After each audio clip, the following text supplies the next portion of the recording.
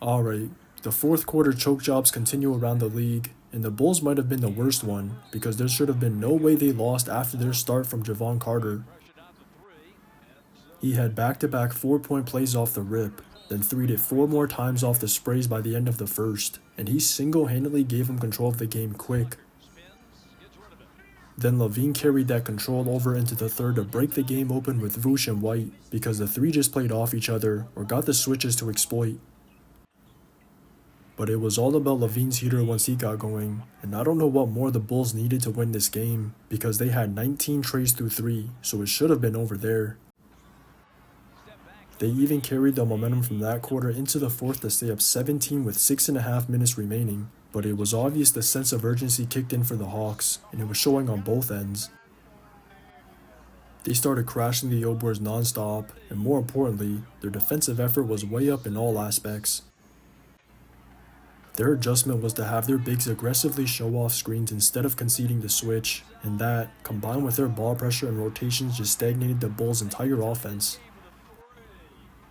All those stops just led to pace for them to get to the rim, then that opened up their 3-ball, and if it wasn't a quick bucket, it was a whistle, so that momentum started to build up until a 20-0 run that basically dead the game. The Bulls just never matched that energy throughout, and they just gradually lost all poise as the game was slipping away, but that is easier said than done, because a momentum shift at the away crib is a hell of a thing. They just had no idea how to stop it, and it was a similar situation now in Orlando, because the same shit happened to the Nets. They couldn't miss in the first half, so they got control of the game early, but then they got completely locked up in the second half, and there were two main reasons for the Magic not just running it back in the third. The first was because of a couple fouls from deep, and the second was because of their offense being non-existent through 3, but some of that was the Nets' defense, so they struggled to generate pace off their stops.